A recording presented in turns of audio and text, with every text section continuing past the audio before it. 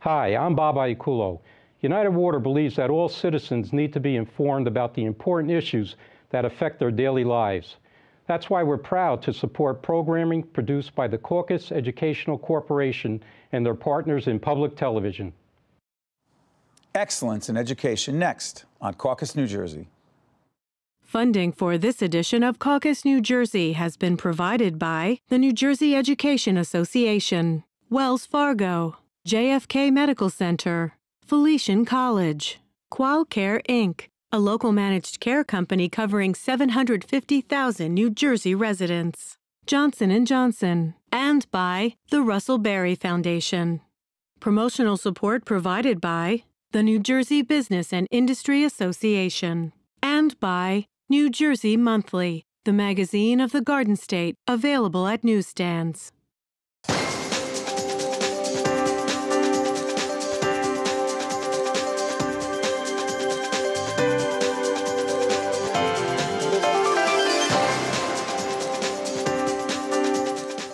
Welcome to Caucus New Jersey. I'm Steve Adubato. You know, today we celebrate educational excellence with 4 really terrific New Jersey teachers. Here to discuss what it really takes to be a great teacher, we have Dr. Jeffrey Lee, a biology professor at Essex County College. Rosalind Friday is a 3rd grade teacher at Paul Robeson Elementary School. Mark Martone, we met him in Atlantic City at the NJEA convention. He's a 2015 New Jersey Teacher of the Year and a pre-K special education teacher. And finally, Ann McCormick is a chemistry teacher at Jackson Memorial High School, based where? Jackson, New Jersey. I should have known that, right? I want to thank all of you for joining us. You are exceptional teachers. That's why you were picked. What does it take, Ann, to be an exceptional teacher? Qualities, go. I think that exceptional teachers desire to be exceptional teachers from the first time they step in the classroom, but they're not aiming to be an exceptional teacher. And I think the difference between that is never, ever allowing yourself to be satisfied with the job you just did. So every single day when I walk out of the classroom, even 21 years later, I'm thinking to myself, next time I'm going to get that right. Next time I'm going to nail that. And it's after years of being told I'm a great teacher and being told I'm an exceptional teacher, I still wonder what it is I'm not doing and who, more importantly, am I not reaching. So I think the exceptional teacher tries every single day to reach every single child in their classroom. That's one of the biggest challenges of teaching. Our subjects are easy. We know our subjects. We know how to address them. I know how to teach chemistry. Content's not as hard. Not as hard. The hardest part is? The hardest part is looking around a room of 35 learners, understanding that they are different than any other learner that's ever been in my room, and it's important that every one of them learn. And so I need to find how to say the same exact thing 35 different ways until every light bulb in the room goes on. And then I've done my job. That makes me an exceptional teacher. That's what makes teachers exceptional. 21 this year. Just as passionate? Yes, I am, actually. And so, in fact, Dr. Lee and I were talking before we came in here, and he asked me why I was retiring in 2 years. And I said, because I don't want to teach when I'm not just as passionate. Wait, why are you retiring? Come on, seriously. Because I'm really old. No, you're not. By the way, did you go into teaching first? I did not. You were an accountant? I was, that's right. You admit that? I do, yeah. I do. And when my children were born, I had decided and agreed with my husband that I didn't want to do that anymore. And so I went back to college to get a degree in chemistry. Wow. And only decided at the very end to become a teacher because someone told me I could teach, which seemed bizarre to me. So, Mark, when did you know? I had this great conversation with you in Atlantic City at the convention, NJEA convention. You really struck me at the time as a really passionate teacher. When did you know you wanted to do it? You know, I never wanted to get into teaching. It was when I started, a couple of my friends were educators, and I had no interest in teaching. But I needed a job, so I took a job. I thought I was going to be an aide in a kindergarten classroom. It ended up being with a child with Angelman syndrome. With what? Angelman syndrome. It's a neurological disorder. So he had severe impairments. And I started out as an aide just to get my feet wet. I thought I was going to quit the 3rd day. But I wasn't quitting on him because I know many people have. What happened with the kid? What was your connection with him? He deserved an education like everyone else did. Why were you the one to help give it to him? Because his parents allowed me to do it. They trusted in me. And the teachers that he had at the time didn't know much about it. So I researched it as much as I can. I went into a program that really offered me on how I could really educate kids with, severe handicaps or disabilities. And I went to conferences. I educated myself. Sometimes we can't wait for it to come to us. I went out there, I connected, I networked. So all that networking, I was able to help that child with. And when I started seeing him progressing, I was like, wait a second, maybe I can help other kids. Why stop here? Did it meeting this young boy, this student, did it change your life? It did. It did. In fact, I just connected with them a couple days ago, and I'm going to go see him. He's 26 years old now in Pennsylvania, and he's doing really well. Hold on, wait a minute. I'm doing the math here. My research, or our producer's research that I looked at, says he was 6? He was 5. He was 5, because you've been doing it this 21 years. I'm 41. Wait a minute, hold on. I did it very young. Hold on, are you sure that you would have gone into teaching if you hadn't met this young boy? I wouldn't have gone into teaching. I wouldn't have. Coincidence? I think so. I definitely think so. Maybe, maybe not, I don't know. But it's very interesting on how one child can impact your life for the rest of your life. And how about you impacting his life? You don't understand that impact till later on when you talk to the parents. What'd they And tell I you? think that's the same as it is today, is that, like she was saying, is that, you're working every single day and you always think you want to reach every learner. You don't know, what light bulb you're turning on or off. And your children describe them. Ann's are different. so I work She's with teaching chemistry. children Go with ahead. autism, and sometimes you don't know the impact. They have a hard time communicating. Most of them are nonverbal. And the only impact you have is watching them demonstrating skills, or at some point if they have, develop the language skills to tell you that. If not, it comes from the parents. And it wasn't until a personal situation with my son, who developed epilepsy and has speech delays, where they all just came to me, because as a special ed teacher, when it happens to you personally, you're helpless. You don't know where to go. And they all said, Mark, do you remember the time you helped us understand our child's diagnosis? Remember the time you advocated for my child in the community?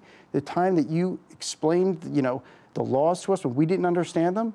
You can do this. And they were there to support me, but you get so busy and tied up with trying to do the best you can for those students. Sometimes you think you can do more. So it came later to understand the impact. Just as passionate as 21 years ago for Yeah, you? yep, Not retiring, right? never, Just checking. yep. Rosalind, what's your story? When did you know? I knew when I was, I don't know, young, 5, 6 years old. Come on. Yes. How? My mom had a corkboard that was like half corkboard, half chalkboard in our house, in our apartment. And I would Where'd you line grow up. I grew up in Hightstown, New Jersey. All right. I would line up all my stuffed animals. She got me a record book. I took attendance. I took lunch. No, you I didn't. taught all subjects. Yes. You were the teacher. Yes. So I always knew. What do you think it was? I think it's loving learning. I've always loved learning, and then being able to share that with my students who might not feel the same. So I think that's what it is that thirst and that yearning and that love for knowledge, and then wanting to take that enthusiasm about about loving learning and sharing that and affecting my students with it. How long's it been? 13 years. How old are the kids? The students I teach, they're 8 and 9 years old. How much of what you do teaching 8 and 9-year-old kids, how much of it is personal? I would say all of it is personal because, I mean, of course, I go there and I'm a professional, but the way in which I present things is going to be different than the same teacher down the hallway. Hold on. You got a curriculum to teach. You got park tests coming up. You got standardized stuff. You got to get it out there. How personal can it be? Devil's advocate. I think it's very personal because they're still children, they're learners. You have to take into account their families and their backgrounds. All that. Absolutely. How many kids? 20 this year. 20. You got to think of all that. Absolutely. Tiring? No, No. no, How much passion? 1 to 10. 11. Come on! You're giving me all the right answers. Dr. Lee, come on, help us out. College is different, right? College is not different. College is... Boy, we got the right teachers here. Talk to us. When did you know, and why college? About 20 years ago, working in a research lab in Yonkers, and an ad was in the paper for this position at Essex. I went into audition. I went into interviews or auditions. So I went in, and I was coming straight from work. Had not changed my suit or tie or anything. I'm waiting to go in between two people with suits and ties. I figure they'll like me, they won't like me. I come in, they say, "Can you teach anatomy and physiology?" I think I can. Okay, good. I find out later that I had gotten in. I hadn't wanted to do it at first. And then one of our faculty members, Dr. Byron Johnson, called me later that night, and he said to please reconsider, that the students really needed me and the college needed me. And so I thought about it and talked to my wife about it, and I said, this wasn't a path I was looking at going into, but okay. So I went, and we talked to the president, Dr. Yamba at the time. Dr. Zach Yamba. Oh, yes. One of the greatest soccer players ever. Yes, he is. That's an obscure point. Zach's an old friend. Go ahead. We went into his office, and he said, "You want to come here and teach?" And I said, "Yes." "You don't want to do research?" I said, "Well, if I could do a little research here and there, that'd be great, but I think I'd like to come here and teach." Really teach. Really teach. Not do the research side so much. But just Teach. teaching. Deal with students. Deal with students. Not every professor wants to do that. That is true.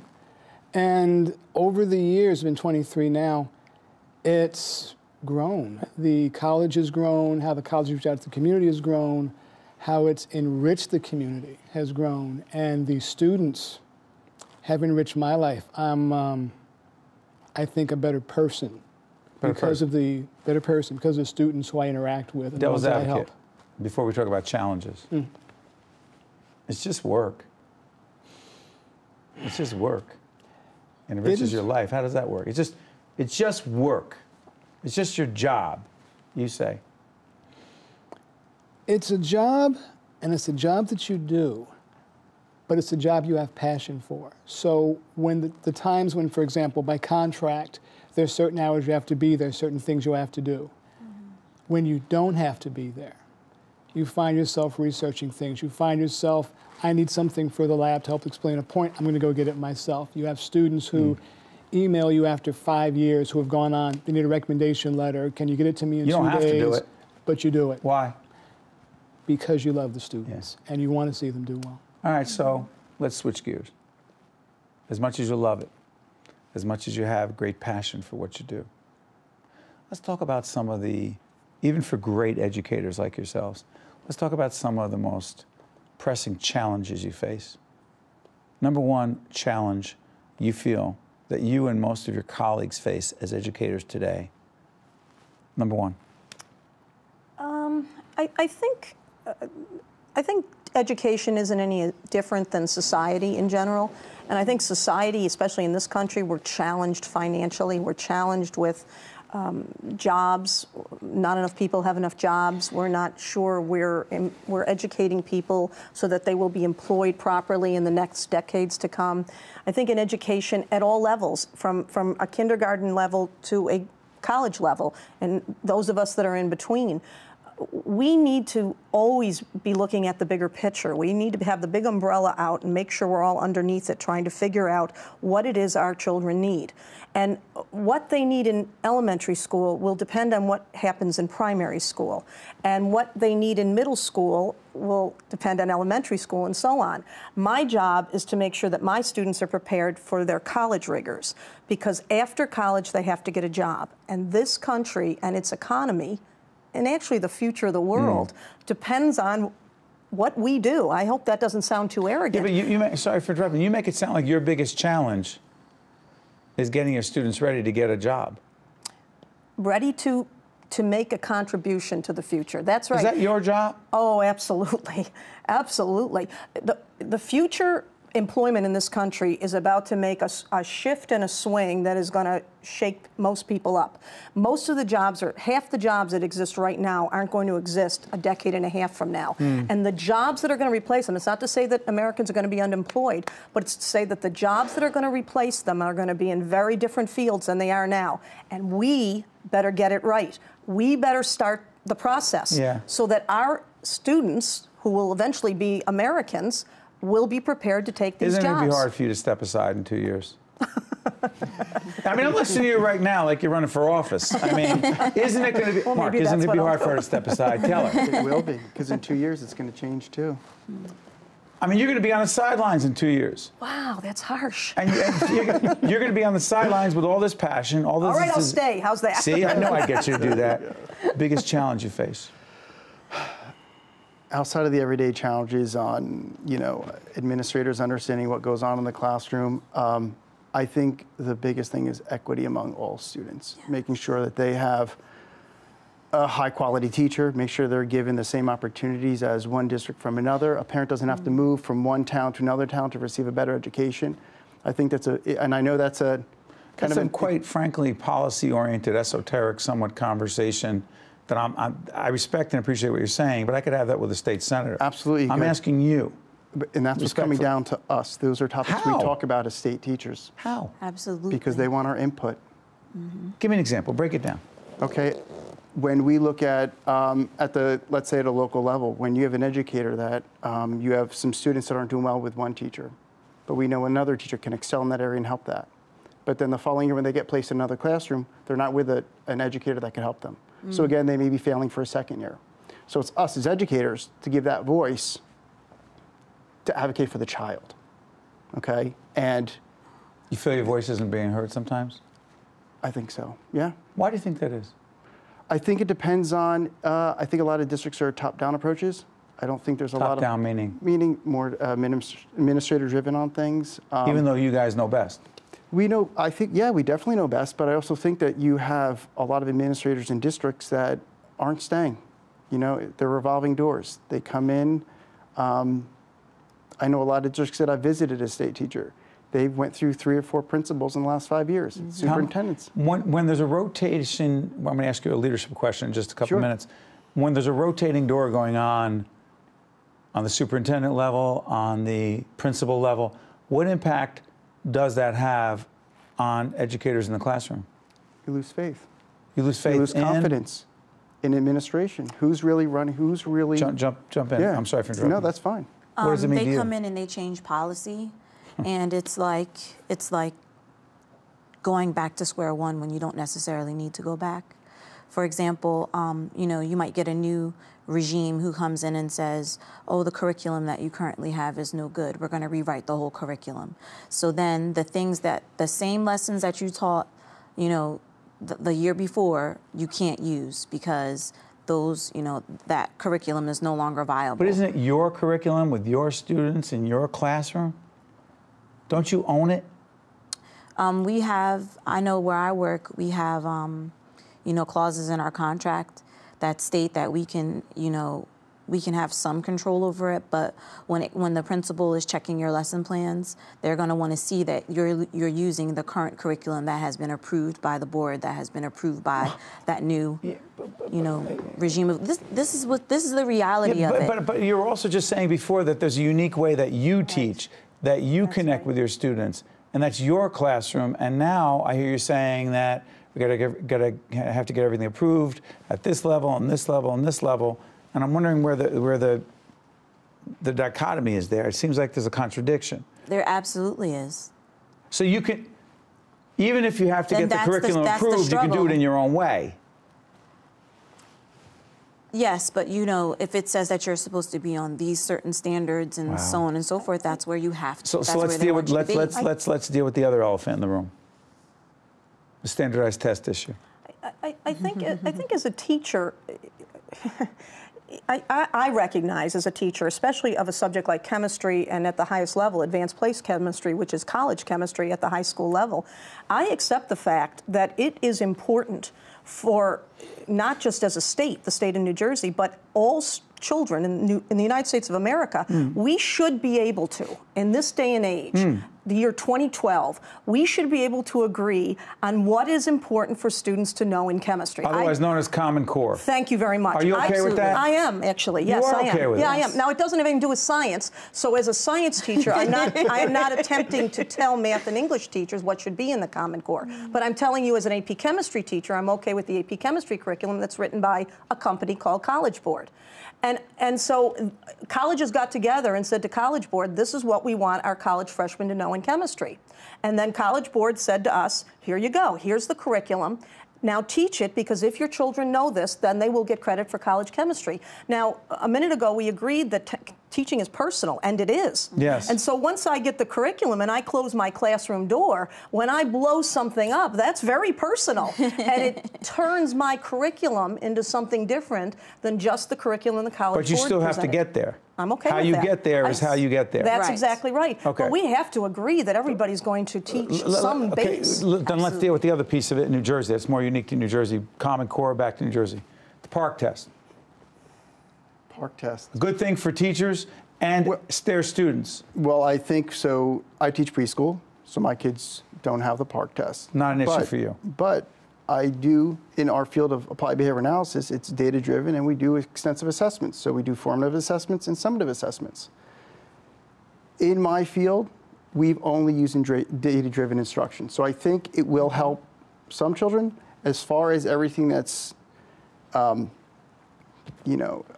related to it, I couldn't speak to testing grades. There are many teachers we've spoken to, very committed teachers who've said that the over-reliance on PARCC tests have taken so much time away from our ability to connect with our students, be creative, and have the relationship we want and need to have with them. Because we're teaching to the test for a disproportionate amount of time that we have in school. That is the argument. You say? I agree that it's the idea of PARCC is rich and wonderful. In theory. In theory. But, in the field, it's a mess. And so, the issue is that, yes, we need to definitely always be using data to drive our instruction. Absolutely. You can't. You can't not use data to drive your instruction. However, the commercial of PARCC is not the reality when you get it home. You believe the commercial, you buy it, you use it, and now we can't even get the student test scores back. We don't even have teachers grading the test. It's just an ad in the newspaper, and you just take the job over the summer and you make a couple dollars an hour to read over, children's typing into the computer. Is it demoralizing for you? That's a pretty strong word. It just is not. It's not what I need. I need some, and what I need, I know already, because I have my SGOs and I have my weekly assessments. So I know the growth that all you really needed me to do was to give you a format to track that tracks my students' data in a way, in a way that you could look at it. Doctor, when you hear all this, what do you think? I like the idea of a standardized test. It's nice to know coming in what students can do. New York has had the Regents exam for decades. Yes. It works well. Finding the right vehicle is the difficult part. And I think as a state we will get there. Can you empathize with a lot of teachers saying, man, you're taking a lot of time away from the relationship I have with our students and the creativity that I want to create, because so much time I want to have, because so much time is taken teaching to the test? That is true, and that does happen. And if we get to where New York is, where the Regents material is integrated into the curriculum, you now once again are free to deliver the curriculum in whatever manner you can. And when you're done, you not only have taught the course, the students are now ready for their board exam. Are you finding these students that go through this testing process are better prepared to be in college? It depends. Where I am, we have students from literally all over the world. The ones that come from what we sometimes call the British-based system, where they do a lot of writing, are great at writing.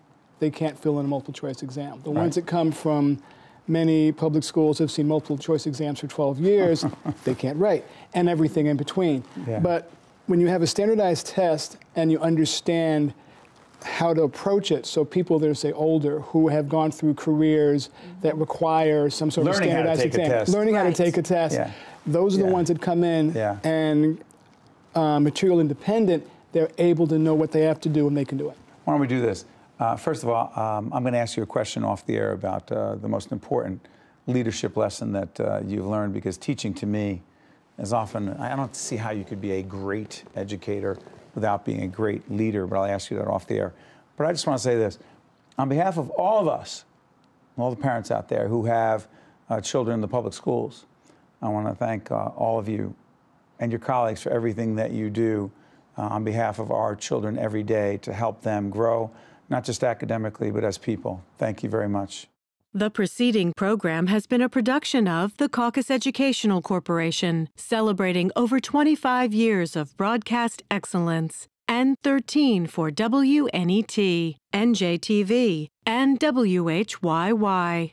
Funding for this edition of Caucus New Jersey has been provided by the New Jersey Education Association, Wells Fargo, JFK Medical Center, Felician College, Qualcare Inc., Johnson & Johnson, and by the Russell Berry Foundation. Transportation provided by Airbrook Limousine, serving the metropolitan New York, New Jersey area. Caucus New Jersey has been produced in partnership with TriStar Studios. For 17 years, the Russell Berry Foundation has recognized unsung heroes in New Jersey who have done extraordinary things for others. If you know a New Jersey resident whose selfless or heroic actions make them worthy of recognition, you can nominate them to receive the Russell Berry Making a Difference Award. With annual cash prizes of up to $50,000, this award can make a significant difference for a very deserving person. Nominations are accepted online.